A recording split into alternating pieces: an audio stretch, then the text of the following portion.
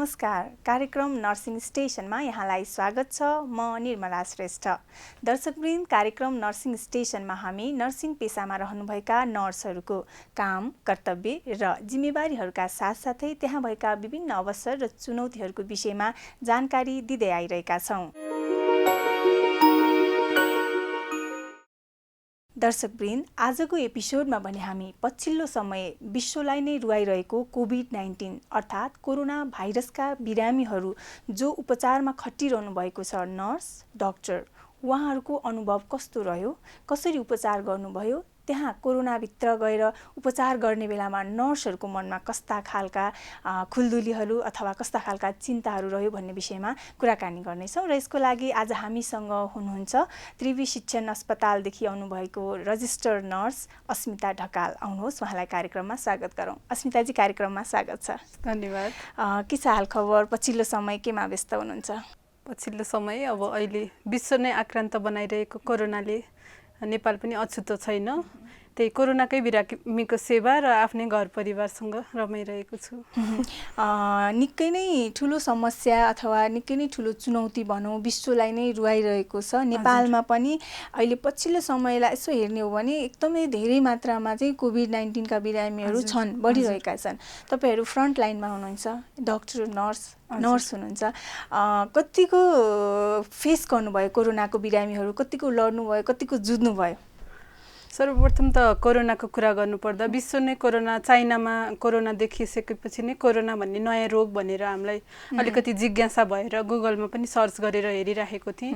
त्यसपछि अब विश्व नै आक्रान्त गर्दा गर्दै नेपालमा पनि कोरोना केस देखियो। पहिलो केस देखियो भन्दाखेरि एकदमै धेरै डर लागिरहेको थियो कि कसरी फेस गर्ने होला। अरूभन्दा नि मैले टिचिङको भन्दा पनि मैले टेकुको नर्स दिदीबहिनीहरूलाई सम्झेँ कसरी फेस गरिराख्नु भएको होला। किन भन्दा पहिलो केस, दोस्रो केस, तेस्रो केसहरू त उहाँहरूकोमै गयो, हामी त फेस गर्न परिरहेको थिएन। दिनदिनै हाम्रो काम गर्ने ठाउँमा कुराहरू चाहिँ चलिरहेको हुन्थ्यो। हाम्रो चाहिँ 3rd लेभल हस्पिटल अरे, झन् काहीँ नसकेको त हाम्रोमा आउने भन्दाखेरि भित्र मनमा त्रास भइरहेको थियो। तैपनि दिनदिनै अपडेट हुँदै जाँदा बिचमा लकडाउन भयो, केसहरू बढ्ने क्रम रहिराख्यो। झन् अहिले त लकडाउन खोलेको छ, अब केसहरू कसरी बढ्दै जान्छ। झन् अहिले बिचमा तल गएको केस अहिले त इन्क्रिजिङमा गइरहेको छ। दिनदिनै स्वास्थ्य मन्त्रालयको अपडेट सुनिराख्दा, हिजो र अस्तिको अपडेट सुन्दा त झन् भयावह स्थिति पो आउने हो कि जस्तो पनि लागिरहेको छ। धेरै डर र त्रासमा काम गऱ्यौँ सुरुका दिनमा, तर अहिले चाहिँ बिस्तारै अलिकति मस्तर भएको हो कि जस्तो लाग्छ। कोरोना भाइरसको सङ्ख्या नम्बरमा हेर्ने हो भने इन्क्रिज छ र अलिकति मान्छेले हेल्थ स्वास्थ्य कर्मीहरूलाई चाहिँ अब अलिकति एक्सपिरियन्स पनि भयो होला, कसरी गर्ने, कसरी पिपी लाउने, कोरोना पेसेन्ट आइहाल्यो भने हामी कसरी सुरक्षित भएर बस्ने कुराहरूले त्रास कम भएको पनि हुनसक्छ। र अर्को कुरा, पब्लिकलाई हेरौँ, पब्लिक पनि अलिकति अब कोरोना यस्तै हो रहेछ होइन, ठिकै छ भनेर मासमा हिँड्न थाल्ने पनि भइसक्नुभयो। कोरोनाको त्रास कम भइरहेको अवस्थामा के भन्नुहुन्छ? एज अ नर्स भएर के भन्नुहुन्छ यसमा? कोरोनाको त्रास भन्नाले अब समाजमा दुई प्रकारको मान्छे हुन्छ। कोही कुरालाई एकदम सिरियसली लिने अथवा नलिने। अब हामी पनि फर्स्ट फेजमा एकदम सिरियसली लियौँ, तर कोरोनासँगै जुझ्दै गर्दा चाहिँ हाम्रो पनि आत्मबल बढ्दै गयो। यसरी सुरक्षित रहँदा यस्तो हुने रहेछ भनेर कति भिजिटरहरूलाई पनि नेगेटिभ हुँदाखेरि हामीलाई मनमा अब भिजिटरलाई त नेगेटिभ छ, हामी त पिपी लाछौँ भनेर अलिकति सेफ जस्तो भयो।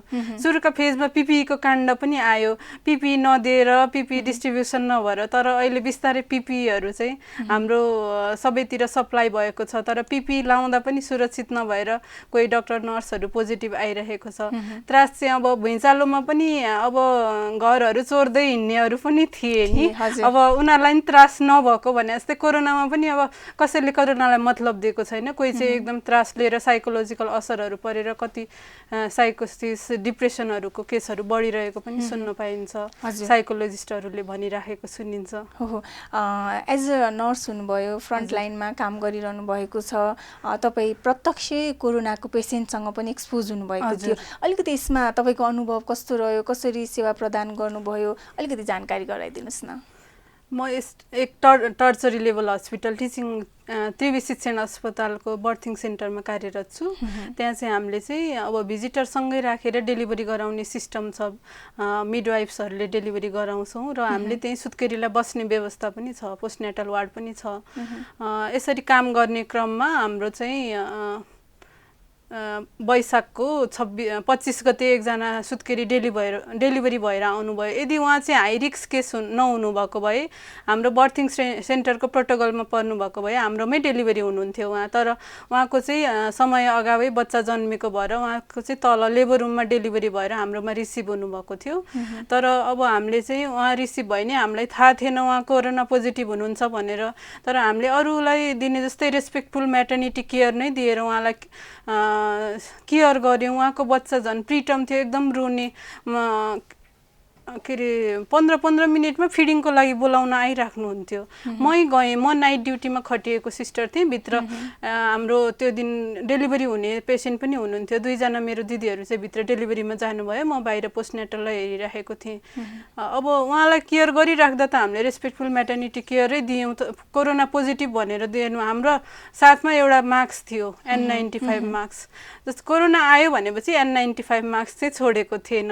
त्यही एउटा मास्क र पछि पेसेन्ट पोजिटिभ आयो भनेपछि नि एउटा पोजिटिभ पक्ष भनेको मैले N95 मास्क लगाएको थिएँ है भन्ने मात्रै हो। तर पेसेन्टसँग यति मिनट बस्दाखेरि यति सर्ने चान्स भन्ने छ नि, 10 मिनट्सभन्दा बढी एक्सपोजर, कति नि फिडिङ गराएर हाफ एन आवर पनि बस्नुपर्ने हुनसक्छ, बसेका पनि थियौँ। तर पेसेन्ट पछि पोजिटिभ भन्दाखेरि चाहिँ हामीलाई एकदम मन गरुङ्ग भयो, आकाश खसे जस्तो भयो, के गरौँ भयो। अनि एकदम त्रसित भएर बस्यौँ। मेन पिसिआरको रिपोर्ट नआउँदासम्म चाहिँ हामी त्रासमै बसिरहेको थियौँ। पिसिआरको रिपोर्ट कुन बेलामा चाहिँ उहाँको अब जस्तै तपाईँहरूले केयर गरिसक्नु भएर उहाँको अब के अरे उहाँलाई नि कोरोना छ कि भनेर कि सुत्केरी महिलालाई सिम्टम्स थियो या यत्तिकै तपाईँहरूले टेस्ट गरेर थाहा पाउनुभयो? हाम्रोमा हुँदाखेरि उहाँलाई केही पनि सिम्टम्स थिएन। एकदम हेर्दाखेरि अरू सुत्केरीहरू जस्तै फिट त्यही अलिअलि ब्लिडिङ, पेटहरू दुख्ने त सबै सुत्केरीहरूलाई भइरहेको छ। अरू केही पनि कम्प्लेन थिएन उहाँको। उहाँको चाहिँ यहाँबाट घर जाँदाखेरि, घर गएपछि चाहिँ घरमा एकदम धेरै बेसरी ज्वरो आएछ, सास फेर्न गाह्रो भएपछि धुलीखेल हस्पिटल लाँदाखेरि त्यहाँ लाँदा एकदमै सिरियस अवस्था रहेछ। अनि त्यसपछि त्यहीँ एक्सपायर हुनुभयो। पछि पिसिआर गर्दा पोजिटिभ आयो। थाहा छैन उहाँलाई सङ्क्रमण कहाँ भयो, टिचिङ हस्पिटलमा पनि टेस्ट गरेको होइन, धुलीखेल र टेकुमा रिटेस्ट गरेको, पोजिटिभ 2 ठाउँमै आएर कन्फर्म पिसिआर भएको। तर उहाँको बच्चा र फ्यामिलीहरू चाहिँ सेफ भएको देख्दाखेरि चाहिँ हामीलाई त्यही हो, उनीहरूको फ्यामिलीले त लागेको छैन, हाम्रो त नआउला भन्ने एउटा पोजिटिभ बसिरहनु भएको व्यक्तिहरूसँग नेगेटिभ हुँदा हामी नि सेफ छौँ होला भन्ने अलिकति आश चाहिँ भयो। अन्त्यमा चाहिँ उहाँ जुन एउटा महिला हुनुहुन्छ उहाँ चाहिँ एक्सपायर हुनुभयो कोरोनाको कारणले गर्दा। हजुर, हामीले न्युज पनि सुनेका थियौँ। अलिकति नर्सिङ पेसालाई जोडौँ। जब न्युज आयो ल अब कोरोना पोजिटिभ त्यो पेसेन्ट मैले छोएको थिएँ, अब कसले छोएको थियो भन्ने कुराहरू सबैलाई त्रास भयो होला। त्यसपछि कस्तो खालको मनमा एउटा हुन्छ नि डर, त्रास, कस्तो खालको चिन्ताहरू मनमा उत्पन्न भयो? त्यो दिन चाहिँ के भएको थियो भने म अब यस्तो पेसेन्ट पोजिटिभ आउँछ भन्ने के थाहा। अनि यत्तिकै कोरोनाको कुरा गरिरहेको थियो। हाम्रो वार्ड चाहिँ अब म एकजना साथीकोमा गएको थिएँ। अनि यत्तिकै दिदीलाई मैले दिदी कोरोना के छ खबर भनेर फोन गरेको, यत्तिकै जिस्केर। तर साँच्चै रियलमै कोरोना आएको रहेछ हाम्रो वार्डमा। त्यसपछि चाहिँ दिदीले त हाम्रो नाइट ड्युटीमा हुँदाखेरिको केस पोजिटिभ आयो रे भनेपछि त मलाई के गरौँ कसो गरौँ भयो। अनि के गर्ने होला, ला सर्यो होला भन्ने भयो। तर त्यही अहिले मैले भने नि त्यही एउटा N95 मास्क त एउटा लाएको थिएँ, सेनिटाइजर, ह्यान्ड वासिङहरू चाहिँ गरेको थिएँ भन्ने एउटा पोजिटिभ पक्ष हो। नत्र एकदमै डर त्रास भयो। मेरो बच्चाहरू सम्झे, फ्यामिली सम्झे, साथीहरू नै सम्झे। त्यो अवस्थामा पहिलो सुरुवातको अवस्थामा त अब विदेशहरू हेर्ने हो भने कोरोना लाग्यो कि मान्छे एक्सपायर भएको न्युजहरू सुन्दाखेरि चाहिँ कस्तो थियो? त्यही खालको अनुभव आयो कि आएन?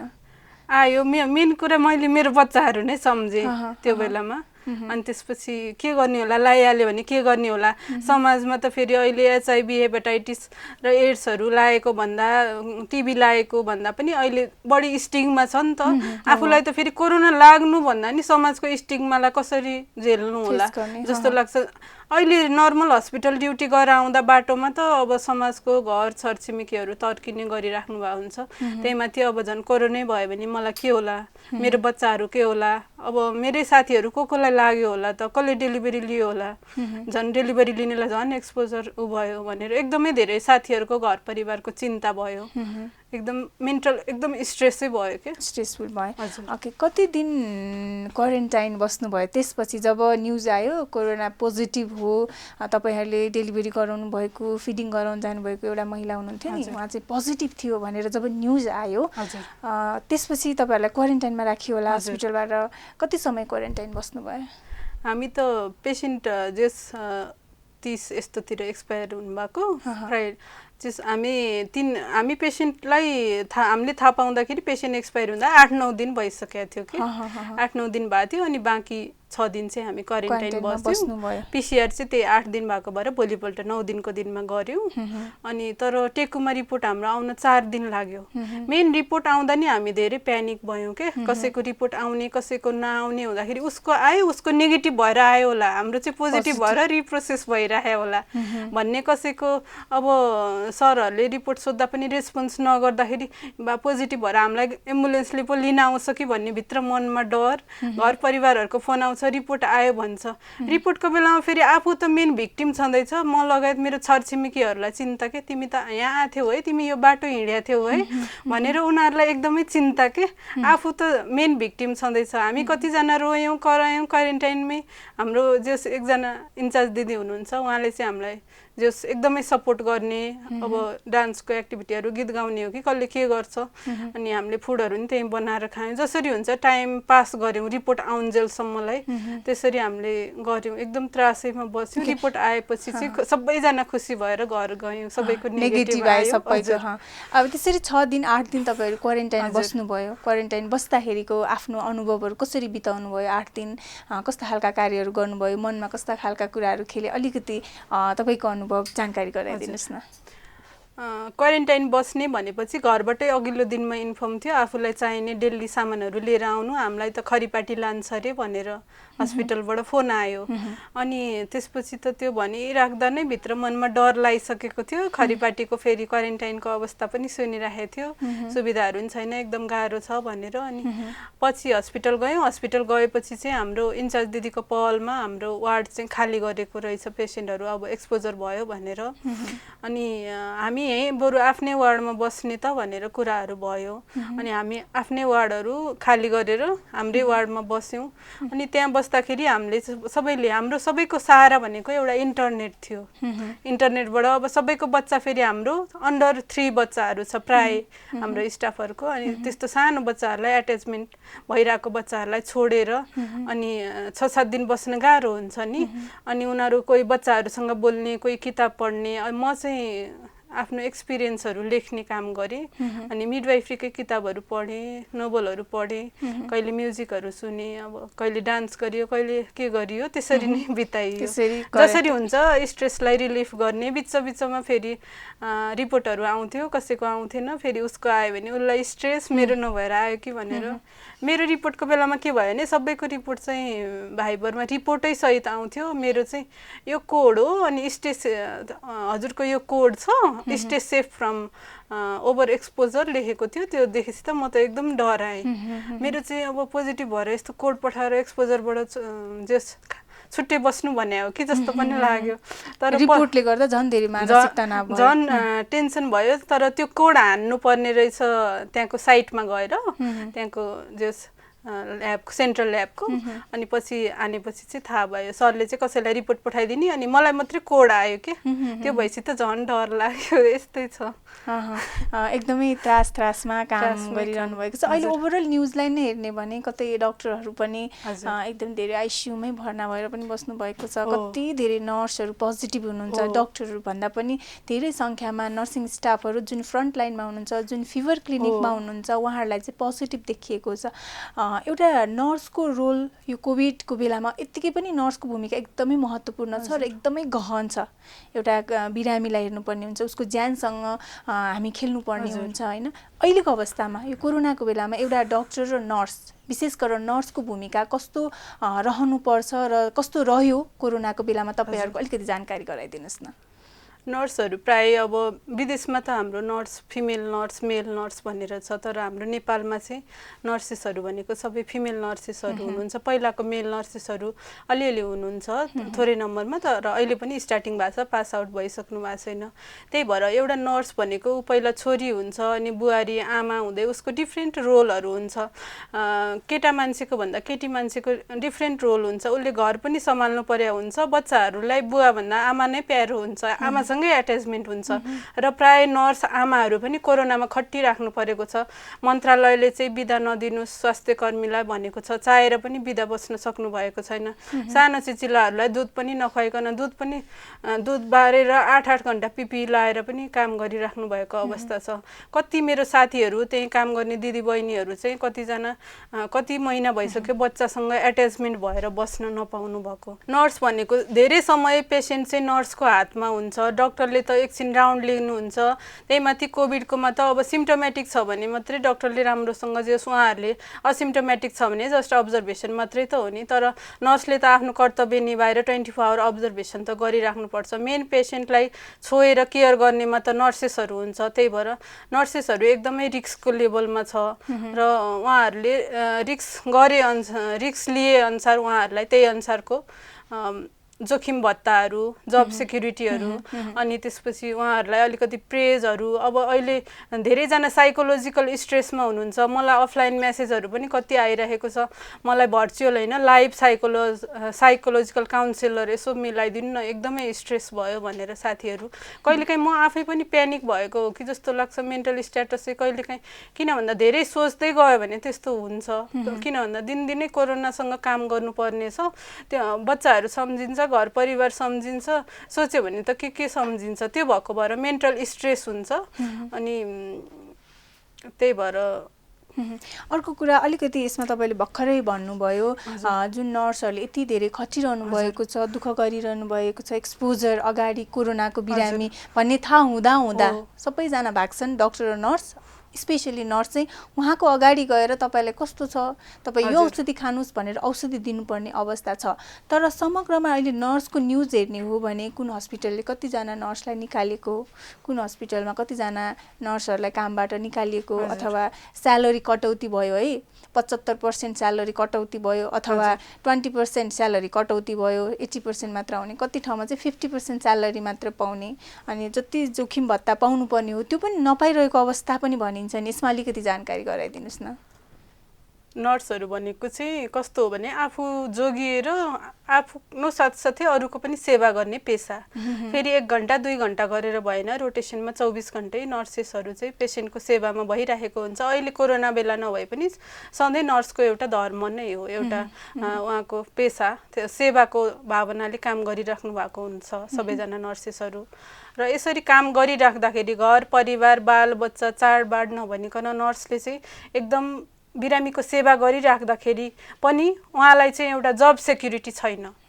कुनै पनि हस्पिटलले तपाईहरुलाई हामी जब सेक्युरिटी छ है, तपाईको जब सेक्युर छ है, तपाईले चाहिँ अझ यस्तो बेलामा काम गर्नुभयो भने यस्तो हुन्छ है, यस्तो ट्रेनिङ दिन्छौं, यस्तो प्रेज दिन्छौं, यस्तो अलाउन्सेसहरु दिन्छौं भनेर अहिलेसम्म प्रेज गरेको थाहा छैन।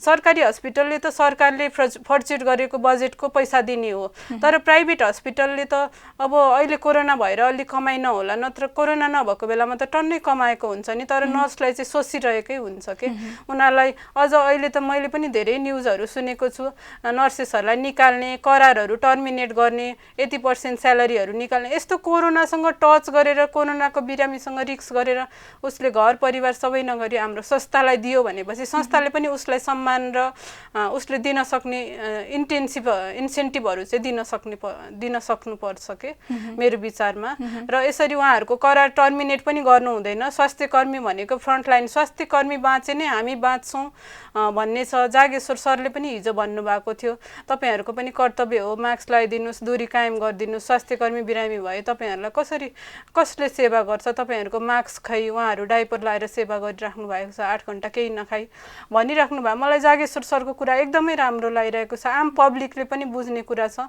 र आम पब्लिकले नर्सेस भनेको के हो र हामीलाई कसरी सेवा गरिरहेका छन् नर्सेसले भन्ने पनि बुझ्नुपर्छ। किन भन्दा नर्सेसहरुलाई, डाक्टरहरुलाई हातपात गरेको हिस्ट्रीहरू पनि छ नि त।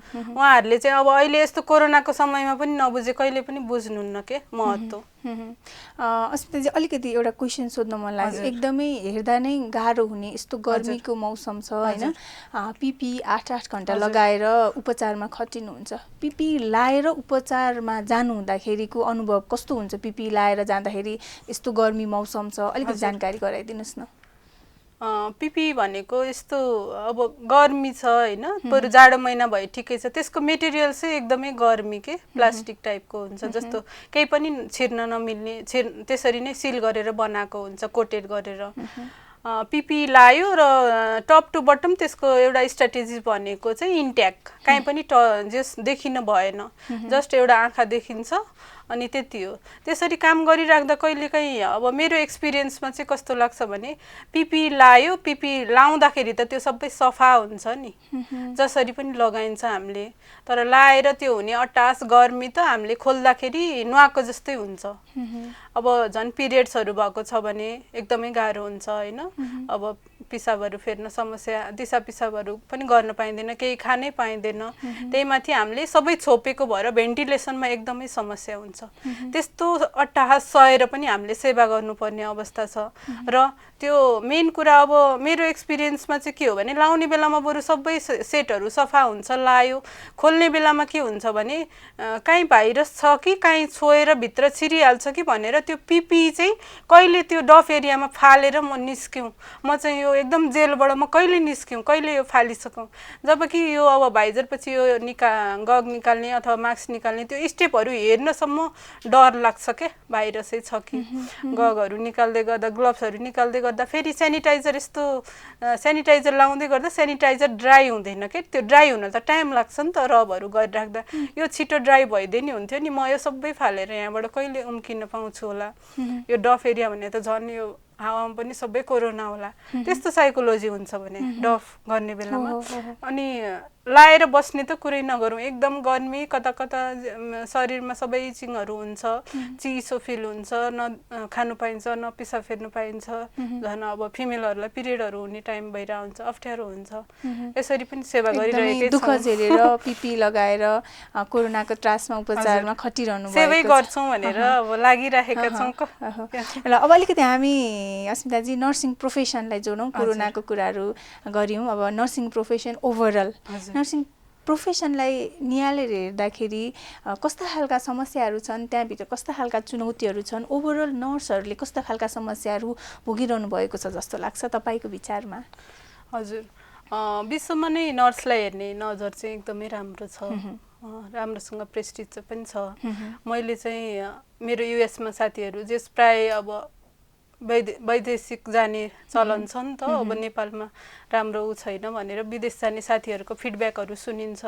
त्यहाँ चाहिँ नर्सले पनि पेसेन्टहरू जाँचिरहेको हुन्छ, एकदम प्रेस्टिज हुन्छ, त्यही अनुसारको स्यालेरी हुन्छ भनिरहेको हुन्छ, तर त्यसको ठ्याक्क विपरीत चाहिँ हाम्रो नेपालमा छ कि अब वर्षमा हजारौँ नर्सेसहरू प्रोडक्सन हुनुहुन्छ, तर उहाँहरूको चाहिँ ट्रेन्ड के भन्दा विदेश जाने, किन भन्दा यहाँ न जब पाइन्छ, न जब पाएपछि पनि सेक्युरिटी छैन, कुन बेला टर्मिनेट हुने हो, कुन बेला जबको स्यालेरी काटिने हो।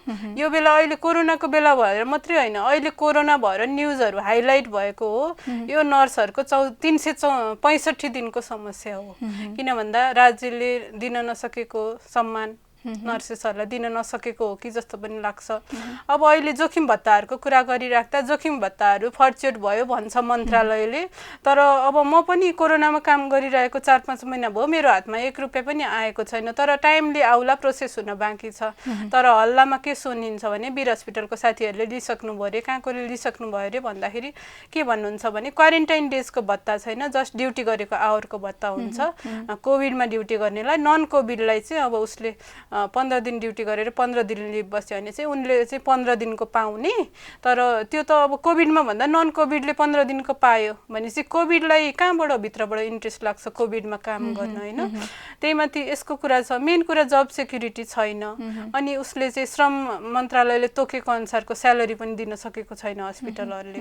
डाक्टरले चाहिँ भन्यो भने 1 लाख 2 लाख 3 लाख जति भने पनि दिने, नर्सेसलाई दिन नसक्ने, किन भन्दा हाम्रो नर्सेस दिदीबहिनीहरूको पनि अलिकति चाहिँ ऐक्यबद्धता नभएर अलिकति हामी फिमेल भएर अलिकति इनोसेन्ट भएर घर पनि हेर्नुपर्ने जागिर पनि हेर्नुपर्ने गएर स्ट्राइक गर्ने टाइम नै छैन। स्ट्राइकै गर्नु पर्यो भने नि कसको मर्निङ ड्युटी हुन्छ, कसको नाइट अफ हुन्छ, कसैको नाइट हुन्छ र हामी सबै एकबद्ध भएर हामीले 10 मिनेट मात्रै पनि काम छोडेर कसैलाई देखाउन सक्यौँ भने नर्सको महत्त्व बल्ल बुझिन्छ के। हजुरले छोड्नुभयो भने मैले छोड्न सक्दिनँ, अर्कोले छोड्न सक्दैन, त्यही भएर पनि इनसितु भइरहेको हो के। समस्याको चाहिँ समाधान हुन सकिरहेको छैन, एकजुट हुन नसकेर पनि समस्या आएको। हजुर, अब यस्ता समस्याहरू धेरै समस्याहरू तपाईँले मात्र होइन धेरै नर्सहरूको मेसेज आउँछ मलाई, धेरै नर्सहरूको कल आउँछ यस्तो समस्या छ मेरोमा दिदी, यस्तो समस्या भइरहेको छ, अलिकति सपोर्ट गरिदिनु पर्यो भनेर। तर उहाँहरू मिडियामा फेरि आउन चाहनुहुन्न, आफू एक्सपोज आएर म चाहिँ अनुहार देखाउन सक्दिनँ, मेरो जागिर जाने डरहरू, यस्ता कुराहरू धेरै नै सुनिन्छ। अस्मिताजी, अब यस्ता समस्याहरूलाई समाधान गर्नको लागि कुन निकायले हेर्नुपर्ने हो या त एज एउटा नर्सले नै यसमा आवाज उठाउनु पर्ने हो? के गर्दा चाहिँ समस्या अलिकति भए पनि समाधान हुन्छ जस्तो लाग्छ हजुरको विचारमा? यो हाम्रो नर्सेसहरूको समस्या चाहिँ अब बेलैमा वर्कआउट गरेन भने झन् भयावह अवस्था आउन सक्छ। किन भन्दाखेरि जब सेक्युरिटी छैन, मेन कुरा जबै पाउँदैन, आफ्नो मान्छेलाई मात्रै जब दिने चलन छ, जब पाउँदैन, जब पाइहाले पनि सेक्युरिटी छैन, कुन बेला टर्मिनेट हुने हो, स्यालेरी कहिले पाउने हो कहिले नपाउने हो थाहा छैन। अनि त्यही माथि अब सम्बन्धित निकाय नर्सेस भनेर लड्ने संस्थाहरू त हुनुहुन्छ, संस्थाहरूले पनि हाम्रो अब नर्सिङ एसोसिएसन अफ नेपाल छ, नर्सिङ काउन्सिल छ, स्वास्थ्य मन्त्रालय छ, अहिले त नर्सिङ महाशाखा भनेर पनि भएको छ। यी संस्थाहरू सबैजनाले कोलाबोरेसन गरेर नर्सेसको समस्यालाई मैले भने नि अब कि बरु स्ट्राइकै गर्नु पर्यो पनि स्ट्राइक गर्ने, अनि त्यसरी नै एकजुट भएर नर्सेसहरूले चाहिँ एउटा शब्द एकले थुके थुक सयले थुके नदी भने जस्तरी नदी हुने हिसाबले उहाँहरूले चाहिँ एकदम पहल गर्नु पर्यो, सबैजना निस्किनु पर्यो। अब हजुरले भने जस्तै मिडियामा अनुहार देखाउन सक्दिनँ, मेरो जागिर जान्छ, त्यही जागिरकै माया गरेर 10,000को जागिरको माया गरेर बस्दाखेरि आफ्नो लाइफ गएको थाहा छैन के। बरु सबैजनाले छोडिदिने, सबैले छोडेपछि त हस्पिटलले ल तपाईँहरूलाई के चाहियो, तपाईँहरूलाई कति चाहियो, के सुविधा दिउँ भनेर लिन आइहाल्छ नि, उहाँहरूलाई चाहिने त नर्सेस हो कोही पनि नगएपछि।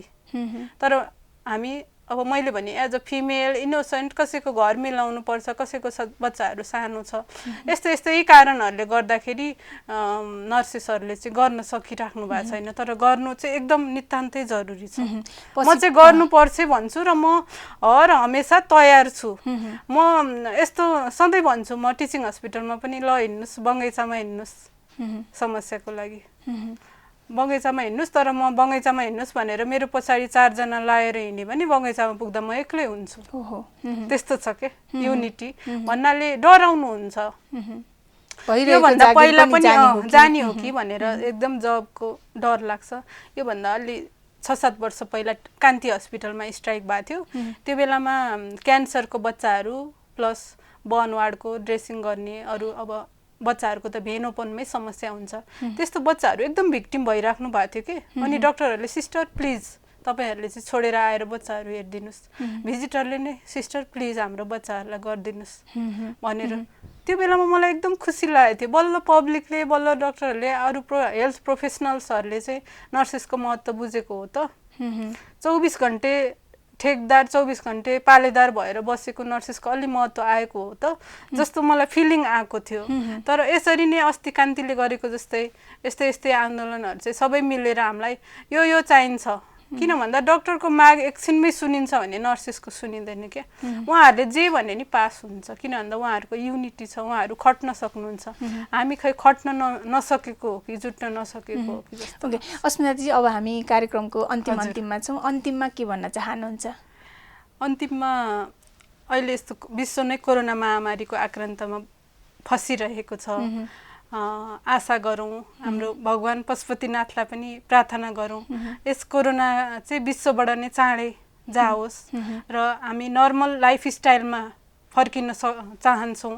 र हाम्रो नेपाली नर्सेसहरूको पनि समस्याहरू अहिले यस्तो कोरोनामा आक्रान्तमा काम गरिरहेको नर्सेसहरूलाई चाहिँ कुनै पनि संस्थाले निकाल्ने होइन कि सम्मानपूर्वक फिर्ता ल्याएर उहाँहरूलाई चाहिँ काममा लगाएर उहाँले पाउने चाहिँ इन्सेन्टिभहरू दिनुपर्छ र यस्तो बेलामा पनि तपाईँहरूले नर्सहरूलाई, डाक्टरलाई, स्वास्थ्य कर्मीहरूलाई चाहिँ सम्मान गर्न सक्नु भएन भने कहिले सम्मान गर्नुहुन्छ? यस्तो क्राइसिसमा घर परिवार केही नभनिकन तपाईँहरूलाई 21 दिनै माया मारेर, 1 महिना 2 महिनै माया मारेर तपाईँहरू हाम्रो जनताकै सेवामा लागिराख्दाखेरि पनि तपाईँहरूले महत्त्व बुझिदिनुहुन्छ भन्ने आश गरेको छु। र यस स्टुडियो मार्फत मैले चिने जानेको मेरो अग्रज म्यामहरू, बहिनीहरू र मेरो साथीहरू सबैलाई चाहिँ कोरोनाबाट सुरक्षित रहनु होला, सुरक्षित भई काम गर्नुहोला र सेवा नै धर्म हो भन्ने आफ्नो धर्म निभाउनु होला भन्न चाहन्छु। हस्, कार्यक्रममा समय दिनुभयो। समय र संवादको लागि धेरै धेरै धन्यवाद। थ्याङ्क यू हजुरलाई पनि। दर्शकवृन्द, आजको एपिसोडमा भने हामीले एकदमै मर्मस्पर्शी अनुभव जो नर्स कोरोनाको बिरामीसँग प्रत्यक्ष लडिरहनु भएको छ उहाँको अनुभव तपाईहरू समक्ष प्रस्तुत गर्यौं। आजलाई यति नै। अर्को साता नयाँ विषयवस्तुका साथ उपस्थित हुने नै छौं। तबसम्म स्वास्थ्य र समृद्धिको लागि हेर्दै रहनुहोला हेल्थ टेलिभिजन। नमस्कार।